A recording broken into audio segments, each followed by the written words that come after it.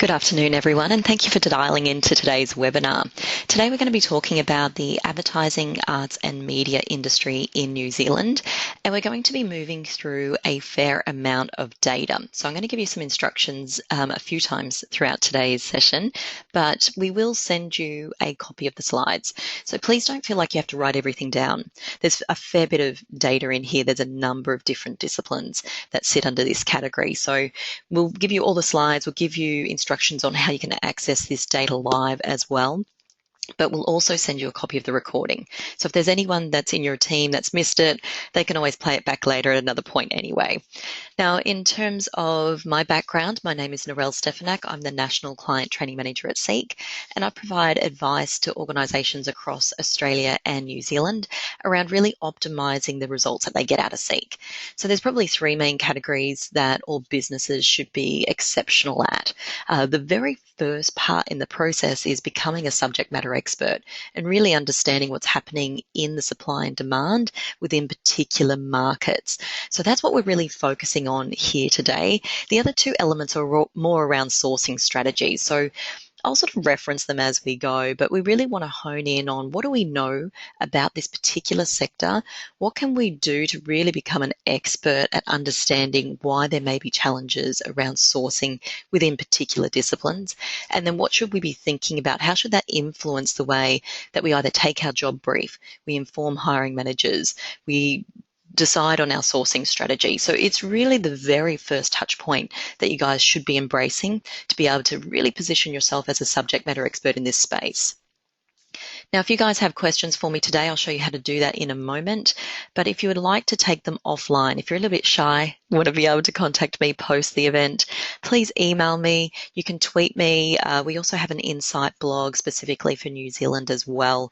So make sure that you keep up to date with everything that's going on by using any of these links. All right, today, how are we going to ask questions? Well, we've got a few of you on the line, so I'm going to force you to type questions in for me today. Don't raise your hand. I just won't have the ability to be able to flick your microphones on and off for you. So if you could type them in for me, what I'll do is I'll pause at the end of each slide and just answer as many questions as we can. I'll also park about 5 minutes at the end just to answer some questions on the go. Now, we have been running these industry insights for a while, but for some of you, it's your very first one. So if you sit across a number of different industries, these are all the classifications that we've covered so far. It's about 25, I think 24, 25 out of our 30 classifications. So by all means, you can let me know if you want to get your hands on the copies of the information for these other classifications. We also have 5 more to cover towards the end of this year. So our next one will be in July. We've got sport and rec, then science and technology, consulting and strategy, and then farming, animal and conservation, CEO and general management. Now, in regards to how today's actually going to come together, the first thing that we'll be looking at is breaking it into 4 main components. We're going to look at some industry insights, but have an independent lens. So we're going to use some external data from MBIE, and it's been rolled up and clustered by Careers NZ. So we're going to have a look at how they extract information, how you can sort of tap into their portal and be able to extract the different occupational groups that you're after as well. So we'll spend some time looking at those external lenses just to really get a good feel for what's happening in the marketplace. We'll then break it into the SEEK data. So SEEK data covers 3 main segments: supply and demand, so what is the real-time supply and demand pressure points within particular subsets, so different subclassifications and classifications, and then looking at what sort of salaries are being offered out into the marketplace to make sure you guys are being competitive enough. Finally, we'll wrap up with some behavioural insights. So what we know about Kiwis, how they like to search the site, and what you need to be thinking about when you're looking at your sourcing strategies. All right, fair bit to cover, right? It's going to take us about probably 25 minutes to run through all of that. So I'll jump into things, but like I said, ask questions as we go. And for those of you who have just joined us, we will be sending out a copy of the slides as well. All right, the first part we're going to look at is the industry insights that have been compiled by Department of Employment, but then republished by Careers NZ through a really clever little portal that they have. But I'm going to give you some rolled up findings first and then show you how to access it. When we look at this entire category, there's a lot of occupations that sit under here. I think it's something like 10 or 15 sub classifications that would roll up into the category of advertising, arts and media. They define them slightly different to Seek though. Okay, so they have things like demonstrators, artists, journalists, event managers, editors, photographers, a whole range of different areas that will roll up into this category. But what we've seen is over the last 3 years, and these are the last reporting period that we've been able to capture through Careers NZ, is that there's been about a 3.5% growth across this category, which is pretty moderate. You know, the industry in New Zealand, so all industries in New Zealand, is growing around about 2% at the moment in terms of growth rate, and it will expect to settle. So it'll probably drop down to about 1.8, 1.7% growth rate year on year. So when we look at a 3.5% growth rate over that 2-year plus period, it's about, midway there, right? So it's fairly healthy, but there are pockets. There are some that are in growth mode. There are some that are in decline. So actually breaking this apart and showing you where those pockets are is going to be a hell of a lot more helpful. So on this next slide, we've broken out every single one of those occupational groups. So these aren't Seek's classifications. These are ones that are published by Department of Employment or Ministry of Business, Innovation and Employment, and also Careers NZ. And what you're looking at here is not only the number of people employed in 2010, but then the number employed in 2012. So then we've put a green line over the top of it, which is the percentage uplift between that time period. I've put little red bubbles on the ones where we've had declines, so you can see them and call them out pretty quickly. But if you're looking around the areas of artists, journalists, event managers, these have all had pretty strong growth. Advertising specialists, also makeup artists has had some pretty good growth as well. So there's a few buckets in there where we've definitely seen increases. Michelle's asked, the data is from 2010 to 2012. Do we have any more recent info that's 3 years out of date? Hey, Michelle, this is independent data through MBIE, and this is the latest published period that they have at this granular level. So it'll give us a good idea of trends. When we look at the Seek data, it is 2015 data, so it'll give you a more of an idea of real-time insight, but at least this gives you some sort of idea in terms of how the trend has been going over that time period. And that time period, the growth has actually been across the board still fairly consistent around that 1.7, 1.8 to maybe up to 2.3% growth year on year. But it just varies dependent upon different occupational levels. Now, the other thing that the MBIE and Careers NZ do is they actually publish where they anticipate the growth is going to be over the next projected period.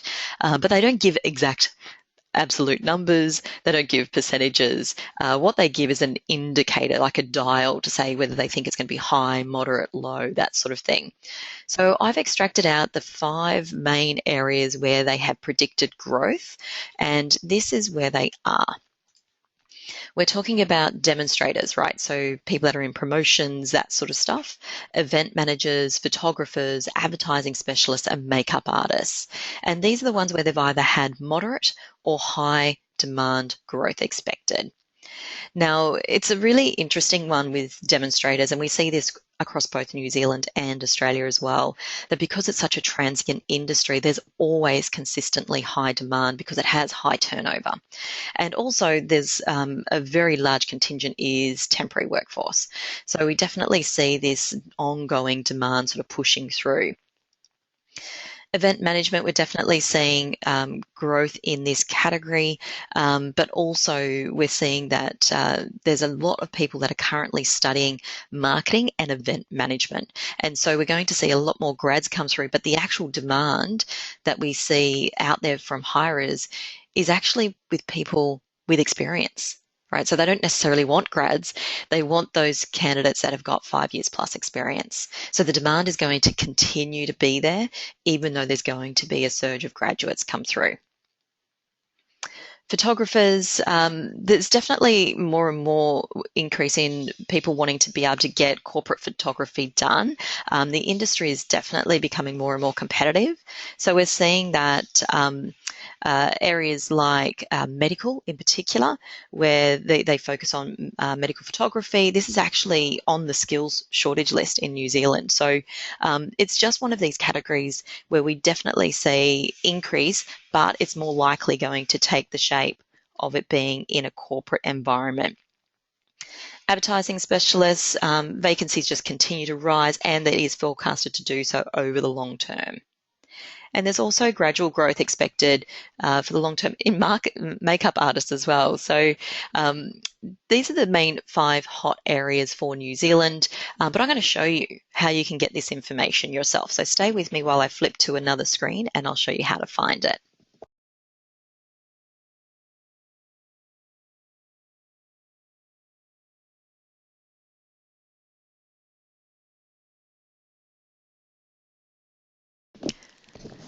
Okay, I'm hoping this is on your screen by now. Here we go. So what you can see here is the careers.gov.nz/jobs website. So it's up in the URL up here. If you just go to the main part of the website, careers.gov.nz, if you go the 4th tab along here on the nav bar, you can see it says jobs database.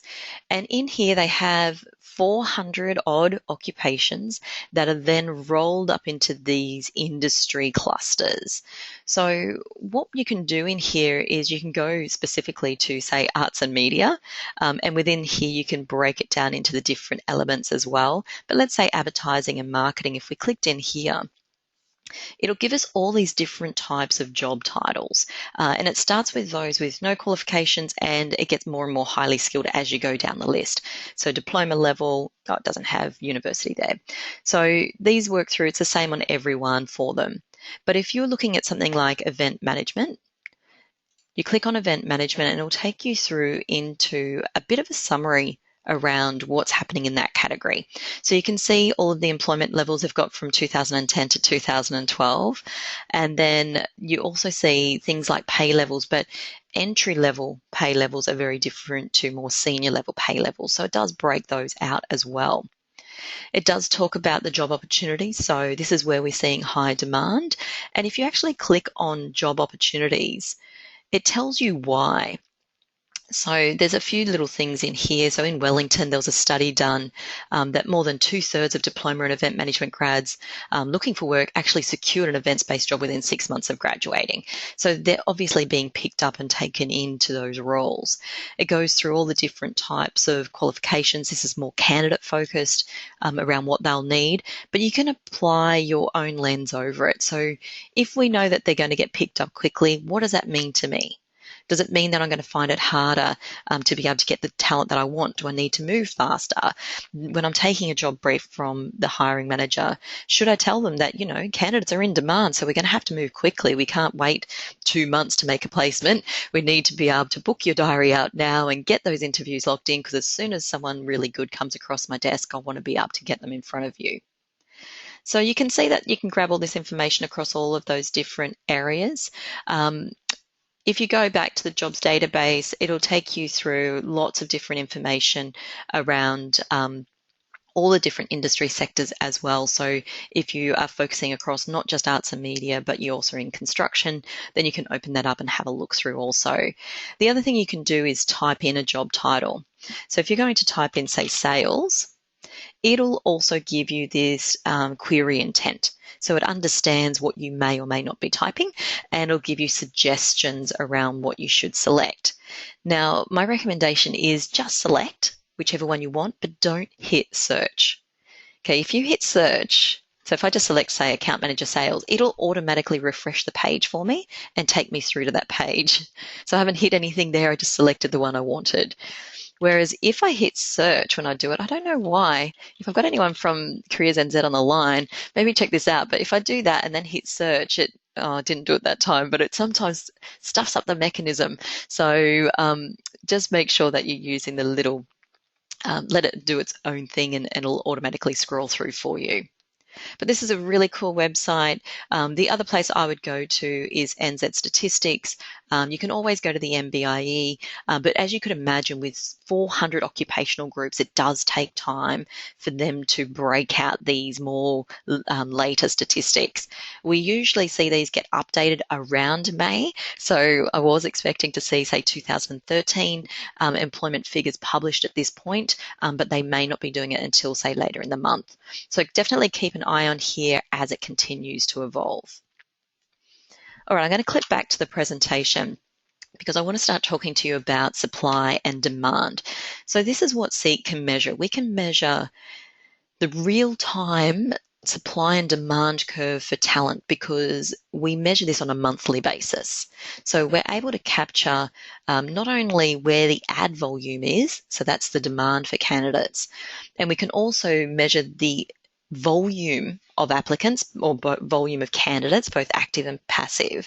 But what we do to be able to really understand where the hotspots are on that curve is we use the metric of average applications per ad. So this first graph I'm going to show you is the average applications per ad for this classification. Now, on the far left-hand side of the graph, it shows you where we're getting the lowest average applications per ad, and towards the right, it keeps going up, up, up, up, right to the highest average applications per ad. Now, it's not linear, it's actually indexed.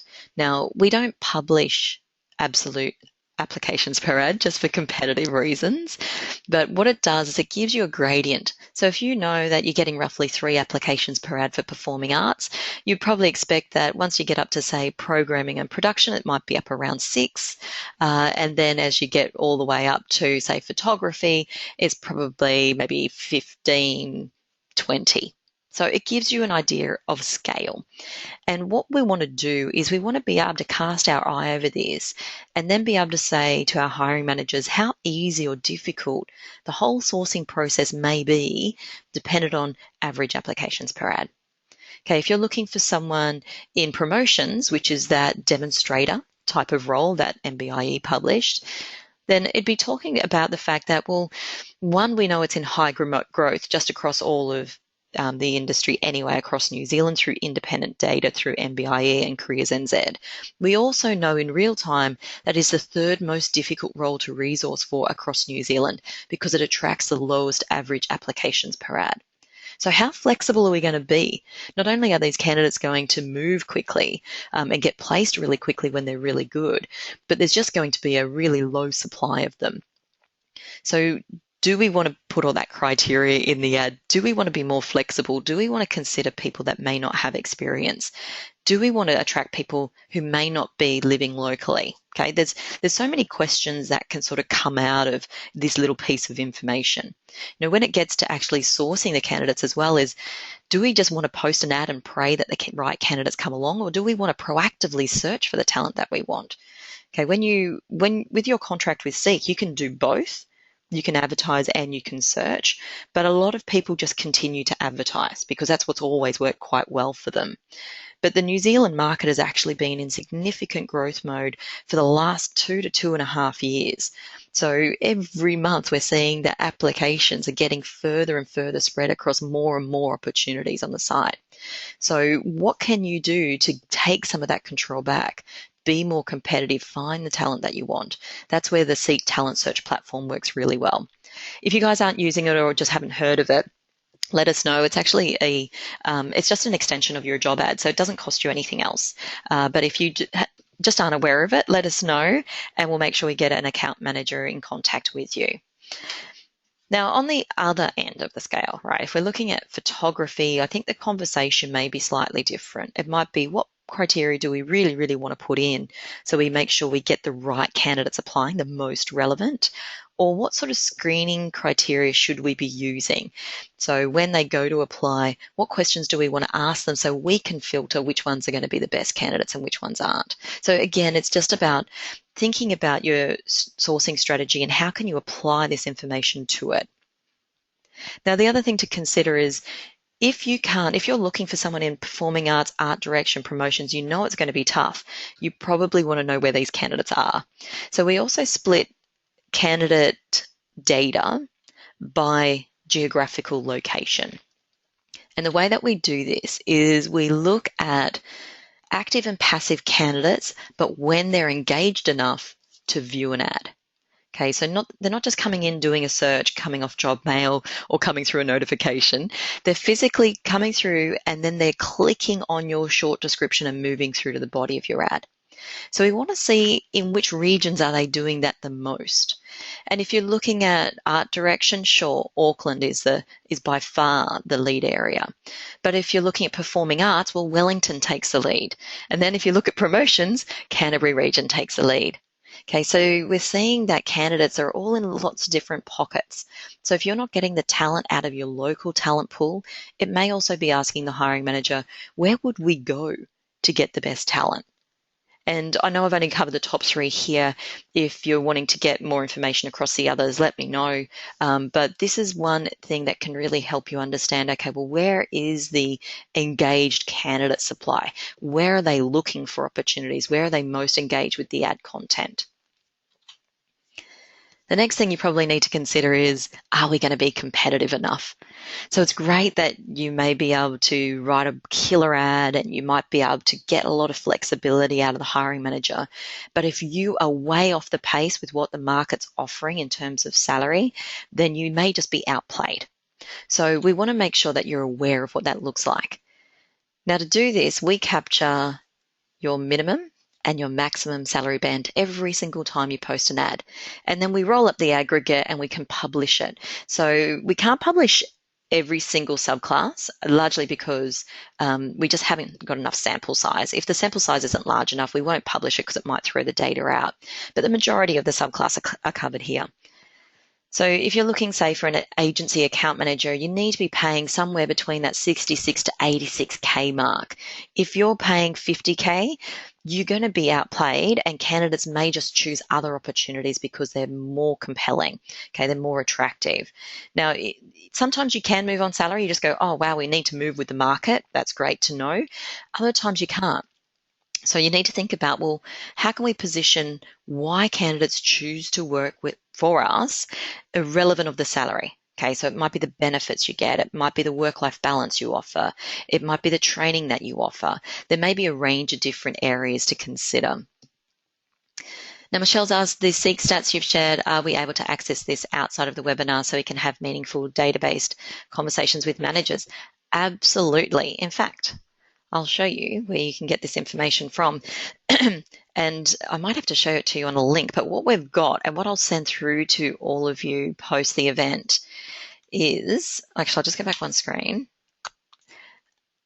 I'm going to try and access it while I've got you on the screen, so give me a second. We've got a full suite of industry insight roll-ups. Okay, so if you could imagine, we're only covering advertising, arts and media right at the moment, but sometimes you'll get a job where you'll go, okay, well, I've not had to recruit against that before. I actually don't understand the industry that well. So I need to be able to know it at a glance. So I'm going to pop this up on your screen. Let me see. Should be able to see it in a second. Here we go. It might be a little bit small for you, but we've got every single industry. And if I roll through to accounting, here we are. I'll have to make it bigger so you can see the data. So this was from January, and what we look at here is that it's the 5th most in-demand industry in New Zealand, and the way that we measure that is just ad volume, right? We know that it's got the 5th highest volume of ads on the site, so therefore we would expect that it would be fairly competitive for candidates. Now, in terms of candidate supply, so this is at an aggregate level across all of New Zealand, where we're seeing the greatest volume of candidates across our site, both active and passive, and that's from highest to lowest.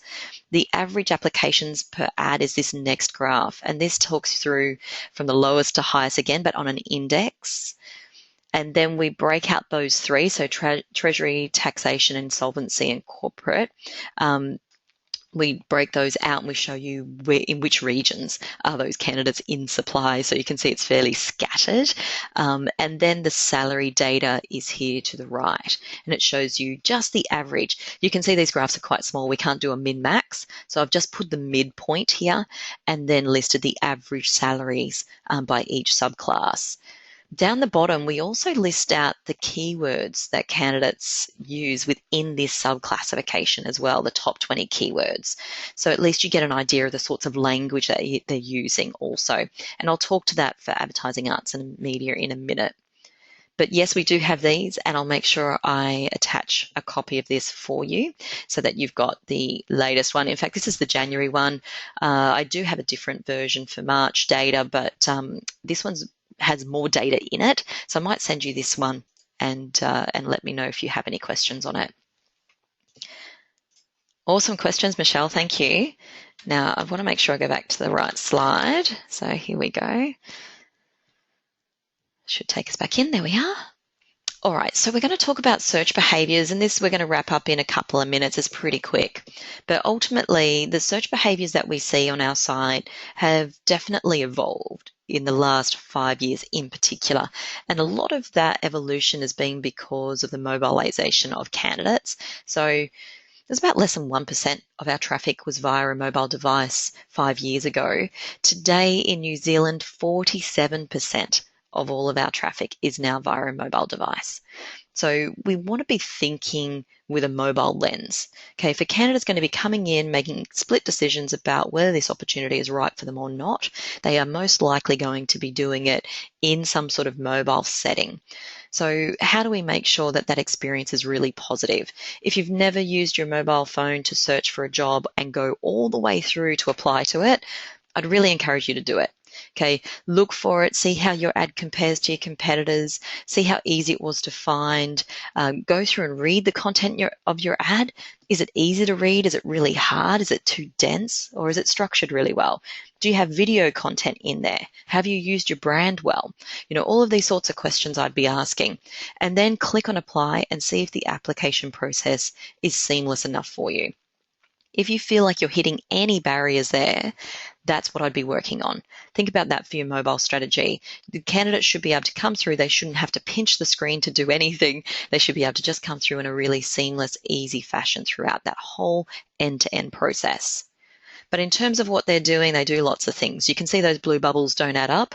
That's because they're using the drop downs in a combination of ways. So the number one main area that they will utilize is a location. So be really specific. In fact, we have the ability now to scrape your suburb out of your ad and then resurface it to candidates who are searching with suburb in mind, whether that's on Seek platform or even on a Google SEO platform. So definitely be publishing the suburb somewhere within the body of your ad, and we're able to draw that out. The other thing that they do is they still use the drop-down classification system, but we are seeing that this is starting to become less and less relevant for candidates, and what is taking or overtaking is really keyword. So about 70% of visits incorporate a keyword as part of their search. And when they do, they're typically using job titles. So if we show you the top 20 keywords for this entire category, you can see job titles like editor, writer, journalist, account manager, photographer. They're very specific, but very common. Okay, so don't use fancy titles. They won't give you the cut through you need. It needs to be more about what the candidate would label themselves as. And then within this particular classification, they're sort of narrowing it down by skill. So sales, photography, events, graphic design. So you can start to see how they're using keywords in combination also. So when you go to think about utilizing keywords, it's not about the volume of keywords in your ad. Okay, candidates don't care how many times you say editor. If it's there once, that's all they need. They know that it's for an editor. Great, I'm an editor, done. So that's how we score it. If you have editor in your ad 20 times, you get 1 point. If you have it once, you get 1 point because we have a yes-no system. It's either there or it's not there. So don't feel like you have to just jam it packed full of the same keywords. What I'd be thinking about is, if I got a list of roles that were for editors, how would I refine it to be able to find the one that's most relevant to me and utilize that keyword? All right, so the key things that I really want you guys to walk away with is really thinking about both the independent data but the SEEK data. How can you use those two things in conjunction?